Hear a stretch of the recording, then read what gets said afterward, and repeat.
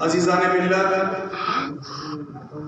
मेरे मोहतरम बुजुर्गों, सबसे पहले तो मैं अपने छोटे छोटे बच्चों से गुजारिश करूंगा, तुम सब लोग आगे आ जाओ, सब आ जाओ, जल्दी से आ जाओ, यहाँ बैठ जाओ, बैठ जाओ, सब बच्चे अंदर आ जाओ, बैठ जाओ, बैठ जाओ, बैठ जाओ, नीचे बैठ जाओ, नीचे बैठ जाओ, बैठ जाओ, सब आ जाओ, बैठ जाओ, सब यहीं मेरे पास बैठ जाओ, सब बैठ जाओ मेरे पास यहीं, बस बस बस, बैठ जाओ, आराम से बैठ जाओ, बैठ जाओ।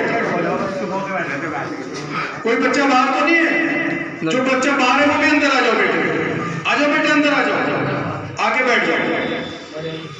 मेरे मोहतरम बुजुर्गों, हमारे बहुत ही मोतबर शख्सियत, हमारे 2 बार के एमपी, हरिद्वार से भी एमपी का चुनाव जीते और खुर्जा से भी एमपी का चुनाव जीते, तीसरी बार बसपा से चुनाव हार गए थे 2004 में एमपी का। यहाँ पर आज वो आपकी पार्टी जिसे आप, भाई जो मोबाइल पे बात कर रहा, 1 मिनट पहले किया तो बात की, 1 मिनट मेरी बात सुनिए। मैं बहुत अहम बात करने आप लोगों से आया।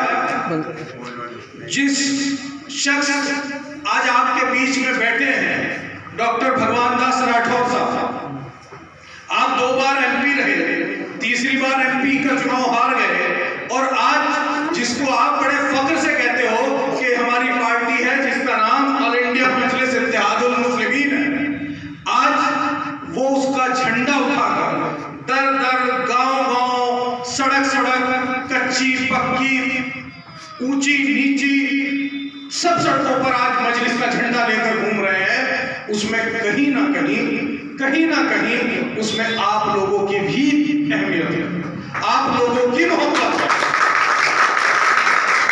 क्योंकि डॉक्टर साहब को ये एहसास है कि आज कौम का रुख यहाँ नहीं, उत्तराखंड में नहीं, उत्तर प्रदेश में नहीं, पूरे मुल्क के अंदर मुसलमानों ने ये तय कर लिया कि अब इंशाअल्लाह हम अपनी क़यादत अपने हाथ में रखेंगे, अब हम दूसरों के सामने हाथ नहीं।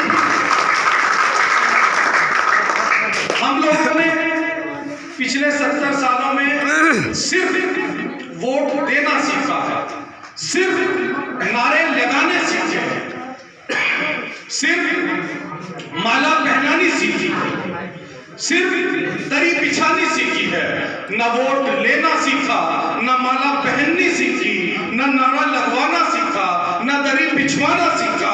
मेरे दोस्तों, मेरे बुजुर्गों, नौजवान साथियों, मजलिस के आने का मकसद यही है कि जो काम ये कौम 70 साल से नहीं कर सकी थी, इंशाअल्लाह अज़ीज़ वो काम ये कौम अब करके दिखाएगी। अब लोग आपके नारे भी लगाएंगे, लोग आपकी दरी भी बिछाएंगे, लोग आपको माला भी पहनाएंगे और वोट मांगते मांगते उनके पैर थक जाएंगे, आपके घरों के चक्कर काटते काटते उनके चप्पल घिस जाएंगे। वो उस दिन होगा मेरे दोस्तों जिस दिन आप मजलिस के साथ खड़े हो जाओ। किसी शायर ने बहुत अच्छा कहा कि हमारी भी इमामत के पलट कर दौर आएंगे, हमारी भी इमामत के पलट कर दौर आएंगे, मुसल्ला तुम बिछाओगे, नमाज़ें हम पढ़ाएंगे। तो इंशाअल्लाह वो दिन अब ज्यादा दूर नहीं है कि जिस दिन आपके लिए मुसल्ला वो बिछाएंगे जिनके लिए आपने दरी बिछाई थी, वो काम करने मजलिस अब आपके बीच में आ गए। हमने जिनकी दरियां बिछाई थी वो हमारे लिए मुसल्ला बिछाएंगे इंशाअल्लाह। इंशाअल्लाह जिंदगी का मकसद यही है।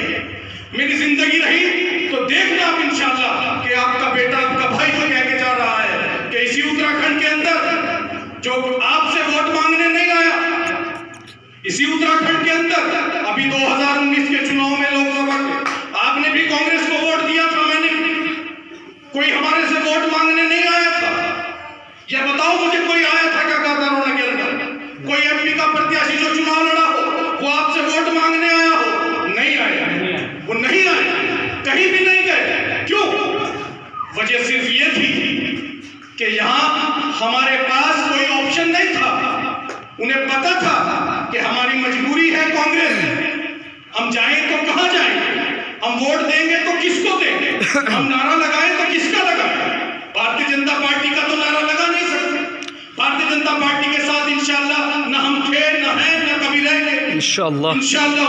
इंशाअल्लाह। लेकिन बसपा थी तो हमने सोचा था कि कभी कोशिश की थी कि ये जमात ऐसी जमात बन जाए जो हमें भी साथ लेकर चले, लेकिन नहीं हुआ, वहां भी ऐसा नहीं हो सका। तो यहाँ के प्रत्याशी महोदय को, यहाँ की कांग्रेस को ये एहसास हो गया था कि जाओ न जाओ, मांगो न मांगो, ये वोट हमें भी देंगे, ये वोट कांग्रेस को देंगे। और ये उनका यकीन ठीक भी था, क्योंकि हमारे पास कोई चारा नहीं था, हमारे पास कोई सियासी घर नहीं था, ये हमारी मजबूरी थी कि हम क्या करें। मेरे दोस्तों, नौजवान साथियों, मेरे बुजुर्गों, अब उस मजबूरी को करारे करें। अब आपकी कोई मजबूरी नहीं। अब आप फख्र से कहो कि मेरी पार्टी भी है, फख्र से कहो मेरी पार्टी का नाम ऑल इंडिया मजलिस इत्तेहादुल मुस्लिमीन है, फख्र से कहो कि मेरा कायद बैरिस्टर असदुद्दीन ओवैसी है, फख्र से कहो कि वो कायद जो पूरी दुनिया के सामने इस फिरौन की इस मौजूदा सरकार से आंख में आंख डालकर बात कर सकता है, उसी का नाम मेरा कायद है और उसी का नाम बैरिस्टर असदुद्दीन ओवैसी है। मेरे नौजवान साथियों, ये बच्चे जो यहाँ मासूम से मेरे सामने बैठे हैं, कभी आप और हम भी छोटे रहे होंगे, कभी मेरे वालिद ने, आपके वालिद ने, जो मेरे बुजुर्ग बैठे हैं इनके वालिद ने कभी ने ये बात नहीं कही उनकी आगे कि तुम्हारी भी पार्टी है। कहा होगा कि कांग्रेस का साथ देंगे, बसपा का साथ देंगे, सपा के साथ रहेंगे, किसी और निर्दलीय के साथ रहेंगे। लेकिन आज मैं आपके दर पर यह कहने आया हूं कि अब आपको ये कहने की जरूरत नहीं है। अब आप फख्र से कहो कि हमारी पार्टी है जिसका नाम ऑल इंडिया मजलिस इत्तेहादुल मुस्लिमीन है और हमारा लीडर है जिसका नाम बैरिस्टर असदुद्दीन ओवैसी है। मेरे दोस्तों, वोट तो हम 70 साल से दे रहे थे, हम लोगों ने कभी किसी के साथ ज्यादती नहीं की, हम लोगों ने हमेशा इकट्ठे होकर, मुत्तहिद होकर हम लोगों ने वोट किया है। आप देख लीजिए, आप देख लो, अभी आपके यहाँ 2017 में एमपी का चुनाव हुआ, एमएलए का चुनाव हुआ था। मुफ्ती साहब हमारे बुजुर्ग, इस वक्त के, मेरी नजर में इस वक्त के वो सबसे नेक और बुजुर्ग इंसान है यहाँ, मुफ्ती रियासत अली साहब। उनको हमने बड़ी मेहनत की, उनके लिए हमने बसपा के लिए वोट मांगा। हमारे कारी उस्मान साहब यहाँ बैठे, अभी मैंने देखा था उन्हें, हम सब ये बैठे सामने, हम सब लोगों ने मिलकर उनके लिए दर दर गए, वोट मांगे, मीटिंगें की, बहुत लोगों को समझाया। लेकिन क्या हुआ, आप अकेले रह गए। वजह क्या थी?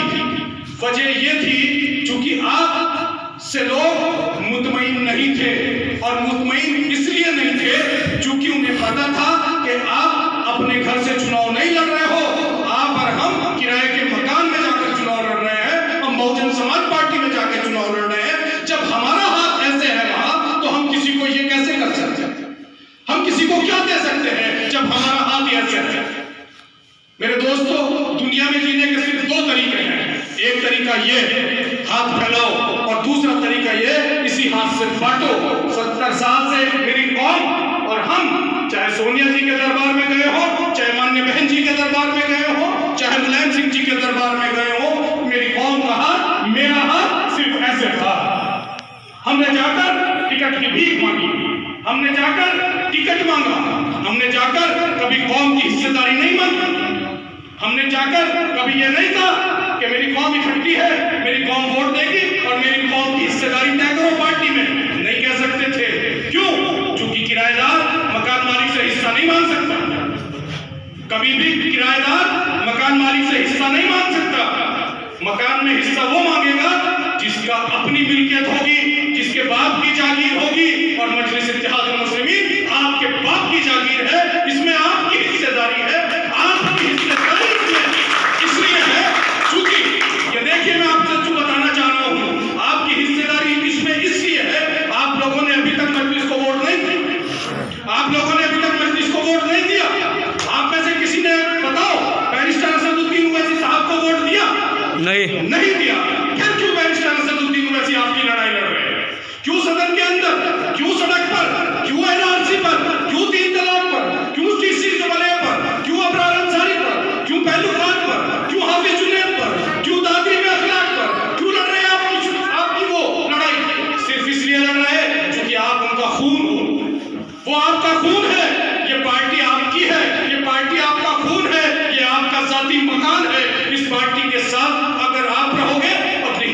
का दावा करोगे। और मेरे दोस्तों, जो मैंने अभी बात कही कि ये हाथ यूं था, अब आपका हाथ यूं होगा। अभी परवेज ने बताया, मेरा छोटा भाई है, अभी हुसैनी साहब ने बताया, गुफरान ने, कि आज जो लोग हमसे बात नहीं करते थे, वो लोग आज इनसे आकर कह रहे हैं कि डॉक्टर साहब से मुलाकात करा दो, हमें टिकट दिला दो जिला पंचायत का। मेरे दोस्तों, ये क़यादत है, ये अपनी क़यादत है। इस एहसास को जगाओ।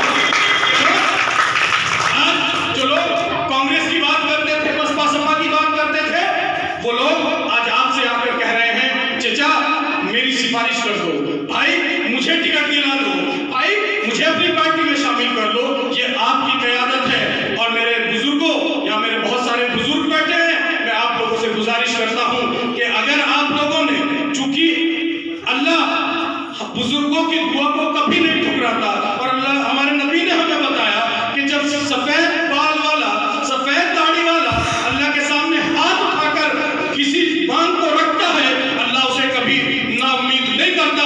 अल्लाह उसकी जो मांग होती है, जो उसकी चाहत होती है, अल्लाह उसे पूरी करता है। या बहुत सारे बुजुर्ग बैठे हैं सफेद दाढ़ी वाले, मैं उनसे कहता हूं कि दुआ कीजिए अल्लाह से, और इंशाअल्लाह हमारी तादाद कम है, 100-150 आदमी बैठे होंगे, हमारी तादाद कम हो सकती है, लेकिन कुरान का फैसला है कि यहाँ पर हम तादाद पर यकीन नहीं करते। हार और जीत अल्लाह के हाथ में, बेशक, इज्जत और जिल्लत अल्लाह के हाथ में है, बेशक, मेरे और आपके हाथ में नहीं है। बेशक। बहुत सारी ऐसी मिसालें हैं जो मैं दे सकता हूँ कि उनकी तादाद इतनी है और आप पूरे मुल्क पर काबिज हैं। ब्राह्मण भाई हमारे, तादाद उनकी पूरे मुल्क में 2.5%, पूरा मुल्क उनके हाथ में, पूरा मुल्क वो चलाते हैं, चाहे IAS लॉबी हो या PCS हो या देश का शासन हो या देश का प्रशासन हो, उनके हाथ में है। क्यों?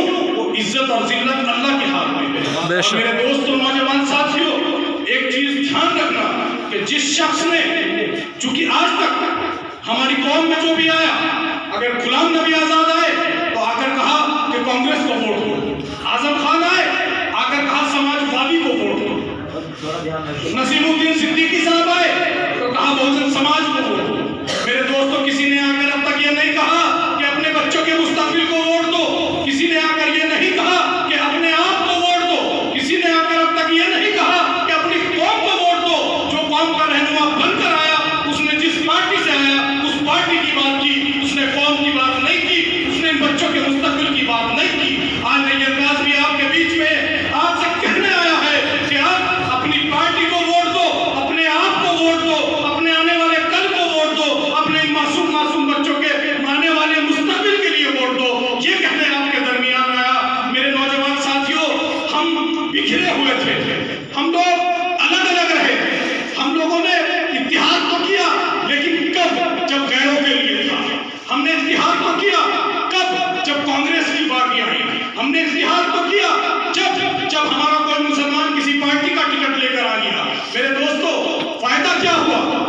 वो आता है, वहां जाकर हाथ फैलाता है। हमें हाथ अल्लाह के सामने फैलाना है, हमें दुनिया के सामने हाथ नहीं फैलाना। अब तय करके उठो आज यहाँ से, ये हाथ फैलेगा तो अल्लाह के सामने, और ये सर झुकेगा तो अल्लाह के सामने, किसी दूसरे के सामने नहीं। इंशाअल्लाह हम लोगों में से हमारा भाई हो, हमारा अजीज हो, रिश्तेदार हो, वो चाहता है जाकर कांग्रेस में हो, सपा में, बसपा में, किसी राजनीतिक पार्टी में हो, जाकर हाथ फैलाता है कि मुझे वोट दे दो, मुझे टिकट दे दो, और मेरे और आपके पास आकर कहता है कि मुझे वोट दे दो। अगर सवाल ये किया जाए हम तुम्हें वोट क्यों दें, तो उसके पास कोई जवाब नहीं है। क्यों वोट दें? वो सिर्फ एक जवाब देगा कि मैं विधायक बन जाऊंगा, मैं MP बन जाऊंगा। वो ये नहीं कह सकता मैं अपनी कौम के लिए ये काम